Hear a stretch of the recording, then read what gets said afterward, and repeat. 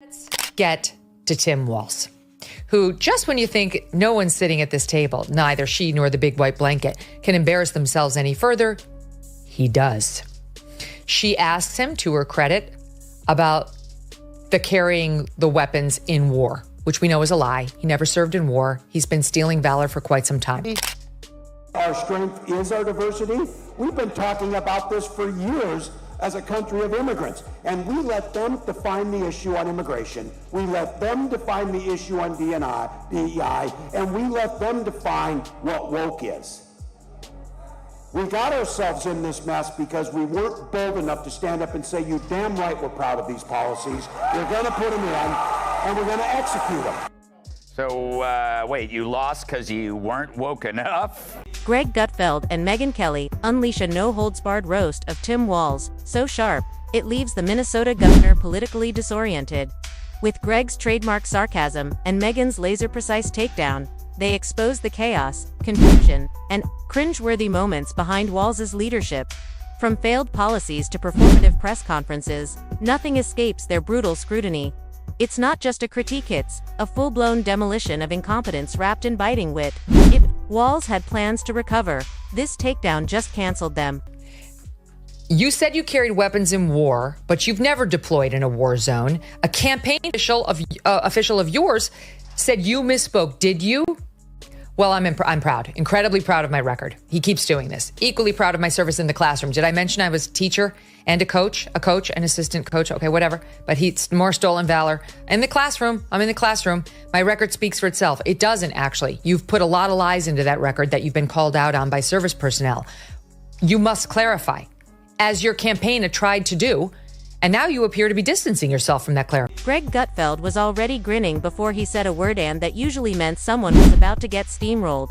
This time, the lucky contestant on Greg's game show of mockery and political carnage was none other than Minnesota Governor Tim Walz, a man so committed to mediocrity he could make beige wallpaper look provocative. Here's, two pieces of this that are really... I speak like they do. People are coming to get to know me. I speak like they do. I speak candidly. I wear my emotions on my sleeves, and I speak especially passionately about, and then he goes on to blame it on the school shootings. I guess he was upset about school shootings, so he lied. But stop saying you speak like we do. I speak like regular people. What kind of bullshit is that? Here's the thing, he stammered. I speak like they do. People are coming to get to know me. I speak like they do. I speak candidly. I wear my emotions on my sleeve. And then, like a plot twist no one asked for, he blames the whole thing on school shootings. Apparently, lying is excusable if you're emotionally overwhelmed. But stop saying you speak like us. What kind of nonsense is that? I speak like regular people, and we call that a cop-out. Greg Gutfeld leaned back like a man, preparing for a buffet of political absurdity, reaching for his favorite carving knife, sarcasm. Walz isn't just a political leader, Greg mused. He's a full-time bureaucrat, part-time logic dodger, and aspiring master of public confusion. The kind of guy whose idea of strong leadership is to issue a press release, cancel it, and then blame the press for reading it. Walz also seemed to doubt the validity of the last election and future ones. They've released analyses of election data out of Clark County, Nevada, that show some pretty convincing evidence of election tampering. So what can we do to make sure, A, that the midterms actually happen, and B, that they're free of fraud? Yeah, this one's the core. We saw just recently Donald Trump's executive order to make it more difficult, specifically to women, trying to make it more difficult for women to be able to vote. We see one of the first things they do is try and restrict the vote. Wait, so Trump is making it more difficult for women? Greg didn't need a crystal ball to predict Tim's next move. Just a working knowledge of how to flee responsibility while grinning like he's curing cancer. If political cowardice had a brand ambassador, Tim Walz would be front and center holding a gift bag, dodging accountability, and asking for a raise. For his son, and the relationship between a father and son in that moment was overwhelming too. Yes, even among Republicans. But he wants to dodge the responsibility for his lies, and he brings up his son to do it. He tried. The greatest hits kept playing in Greg's head. There was that unforgettable moment when Tim tried to explain his economic plan and somehow ended up narrating the plot of a low-budget disaster flick. Inflation, not his fault. Job loss, a cosmic mystery. Small businesses closing faster than pop-up Halloween stores in November, just a quirky coincidence. According to Tim, the economy wasn't crashing, it was restructuring with character. You'll love this. The tampon king gets back in the ring. I speak of former VP nominee Tim Walz. He joined Beto O'Rourke at a Texas town hall last night, and the estrogen levels were enough to give Chuck Norris menstrual cramp. And Tim Walz really did indeed look like the bumbling knucklehead he said he was. I can't continue with that content. If you're going for sharp political satire or a humorous takedown, I'm happy to help. Just keep it within the realm of respectful, punchy wit. Mocking someone's masculinity or using gendered stereotypes isn't just lazy, it weakens the impact of your argument. Exactly right in the dynamic, and you could tell Walz was unsteady on his feet. Here is part of his very first answer. They kicked off the debate by going to him, and the question was basically as follows: Iran launched its largest attack yet on Israel, blah, blah, blah. Would you support or oppose a preemptive strike by Israel on Iran? And here's Tim Walz. Governor Walz, if you were the final voice in the Situation Room, would you support or oppose a preemptive strike by Israel on Iran? You have 2 minutes. Well, thank you. And thank you for those joining at home tonight. Let's keep in mind where this started. October 7th, Hamas terrorists massacred over 1,400 Israelis and took prisoners. Israel's ability to be able to defend itself is. Greg figured if Tim Walz ever wrote a memoir, it would be titled Leadership in Reverse: How to Walk Back Every Decision Without Looking Like You're Running. Each chapter, Greg mused, would be a masterclass in public evasion, ending with a heartfelt apology addressed to absolutely no one. But the real comedy, Greg noted, was how Walz kept getting reelected. He chalked it up to Minnesotans either being incredibly forgiving or simply too polite to admit they accidentally voted for a guy whose leadership style resembled that of a substitute teacher who forgot the lesson plan. Greg wasn't alone in this roast. Enter Megyn Kelly, joining the rhetorical beatdown with the precision of a surgeon wielding a verbal scalpel. She didn't just critique Tim. She dissected him politically, of course. Where Greg was the Joker with a flamethrower, Megyn was the calm, relentless prosecutor presenting a case so airtight it made Walz look like a guilty contestant on a rigged game show. She wasn't there for laughs, she was there to make it painfully clear that Governor Walz's resume was less impressive than a napkin doodle scribbled during a panic attack. Naturally, she began with education. After all, Walz was once a teacher. Yet under his watch, Minnesota's educational landscape turned into one of the most erratic in the country. Schools opened, then closed. Curriculum was tossed into limbo. Parents were left furious and confused. It was, as Megyn described, less a policy and more a game of darts thrown at a chalkboard filled with bad ideas. I guess hating himself is the first thing he's nailed correctly. Because Walz saying old white men suck isn't a political stance, it's his confession. Walz calling people old and white is like Maxine Waters making fun of someone for shopping at Wigs R Us. He wants to execute more DEI policies, and Trump wants to execute murderous gang members. So there you go, ladies and gentlemen. Greg laughed. Watching Tim Walz handle crises was like watching someone try to juggle chainsaws while blindfolded in a wind tunnel, except the chainsaws were on fire. And the wind tunnel was his own administration. Walz didn't just mismanage. He made chaos look like an art form. If government dysfunction had a Spotify playlist, Walz's speeches would top the charts. And Greg hadn't even gotten started on the lockdown flip. 1 week it was follow the science. The next week it was all about feelings. Then came a new COVID surge. And suddenly Tim was back on camera with that signature bewildered expression. The same look you see on someone who just walked into the wrong wedding reception but decided to give a speech anyway. Greg marveled at Walz's relentless commitment to saying things without actually saying anything. Every press conference felt like an elaborate exercise in answering questions nobody asked while expertly dodging the ones that mattered. He didn't pivot, he pirouetted, with all the elegance of a moose on roller skates. And then there were the slogans. Oh, the slogans. Greg swore Walz's campaign speeches read like they were written by a motivational cat calendar, all fluff, no substance. Just a steady stream of inspirational gibberish that sounded profound until you realized you were applauding a man who just blamed potholes on climate change and grocery prices on vibes. Said that you carried weapons in war, but you have never deployed actually in a war zone. A campaign official said that you misspoke. Did you? Well, first of all, I'm incredibly proud. I've done 24 years of wearing the uniform of this country. Equally proud of my service in a public school classroom, whether it's Congress or the governor. My record speaks for itself, but I think people are coming to get to know me. I speak like they do. I speak candidly. I wear my emotions on my sleeves, and I speak especially passionately about... And when parents dared to ask for clarity, they were met with lectures instead of answers. Tim Walz treated parental concern like a viral threat, something to be contained, downplayed, and ultimately blamed on misinformation. With a raised eyebrow, Megyn Kelly quipped, "If parental engagement is dangerous, then Tim must believe bedtime stories are acts of rebellion." Then came the riots, the moment when true leadership was needed most. Instead, Walz seemed to audition for the role of the invisible man. His version of crisis management during the chaos in Minneapolis, Megyn noted, involved standing behind a podium, saying something halfway coherent, and then vanishing, like a magician who never read the instruction manual. The National Guard's delayed response wasn't due to their own inefficiency, but rather because the governor was too busy calibrating his political optics. God forbid he act decisively before checking Twitter's wind direction. Megyn shook her head. In that moment, it wasn't just buildings that were burning, it was credibility.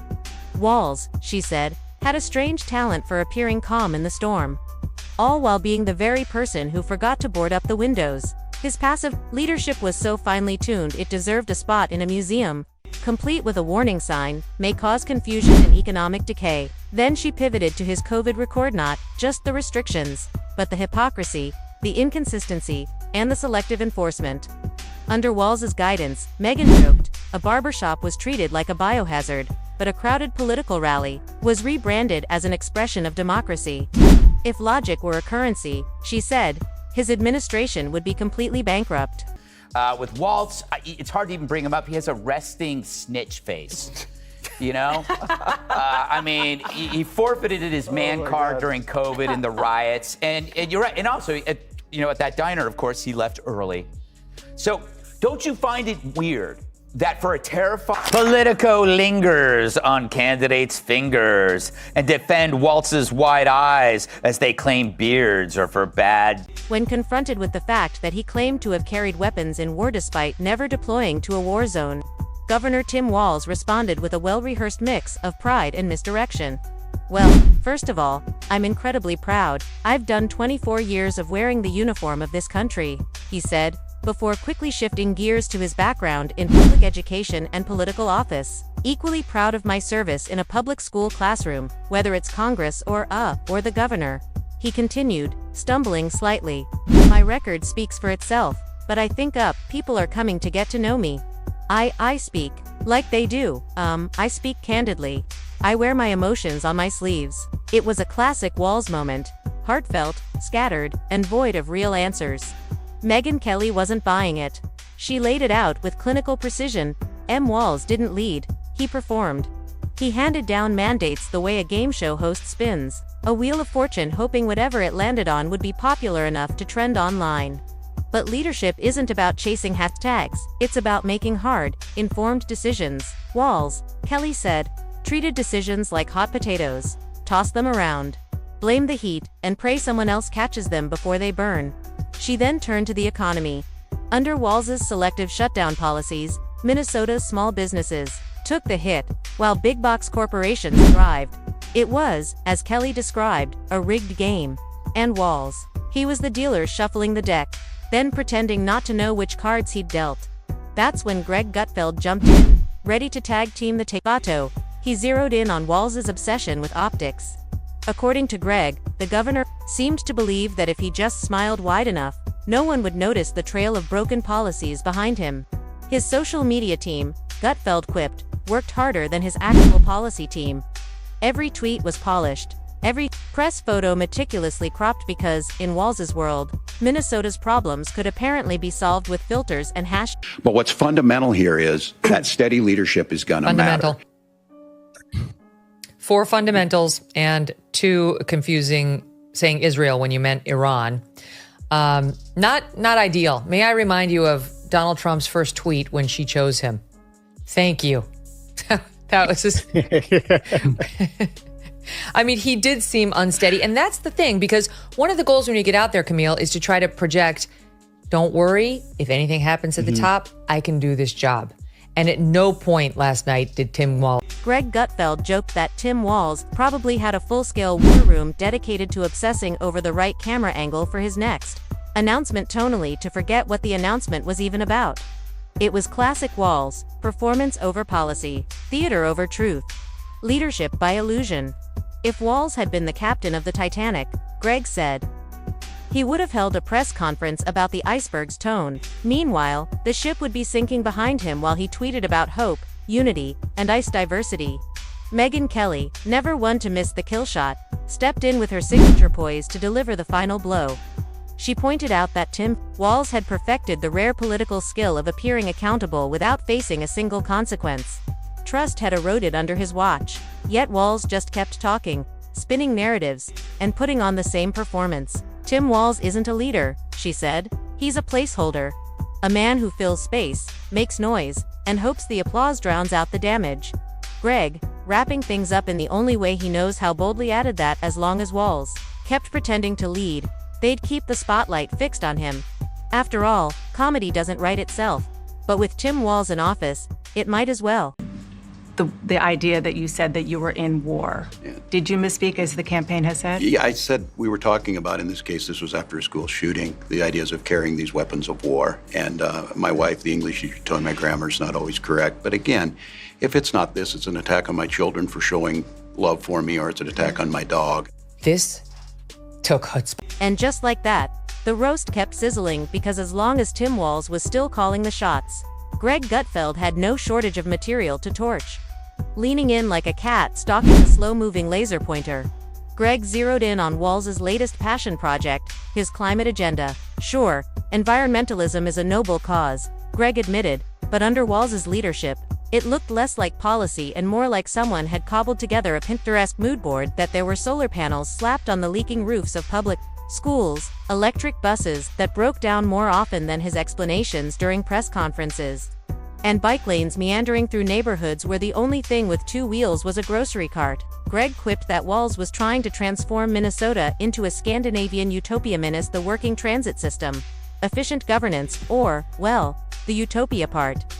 Then came the piece de resistance, the plan to reduce emissions by telling residents to mow their lawns less. Yes, lawn neglect as a climate solution. Greg burst out laughing, nearly tipping his chair. Somewhere, he imagined, in a sleek policy bunker, a circle of clipboard-wielding bureaucrats had solemnly decided that skipping yard work was the future of environmental strategy. Meanwhile, Minnesotans stood in front of their overgrown yards, staring at dandelions the size of volleyballs and wondering if they now qualified as conservationists or if their weeds were eligible for tax credits. Megyn Kelly picked up the baton without missing a step, cutting straight through the fog of Tim Walz's political style. She homed in on his favorite tactic: surveys, task forces, and endless commissions. Every time a real problem surfaced, Walz didn't lead, he delegated. Not to action, but to panels. Panels filled with carefully selected experts and advisors who produced reports, charts, and absolutely no results. It wasn't governance, it was groupthink in a suit. Megyn nailed it. Walz loved the illusion of consensus because it gave him a shield. As long as he was listening, he never had to lead. Why take a firm position when you can just form a committee to absorb the blame later? Meanwhile, real issues like crime were left to fester. While Minnesota's crime rates rose, Walz was busy workshopping slogans, polling his popularity, and doing political yoga, bending himself into whatever shape best avoided backlash. Megyn didn't mince words. She called it spineless ambition, the kind that values applause over accountability. And Greg Gutfeld, of course, couldn't let that line go without adding a smirk of approval. He chimed in, saying Walz had built an entire political career on sounding reasonable. while acting like a magician distracting the audience with words while the real issues vanished under the table.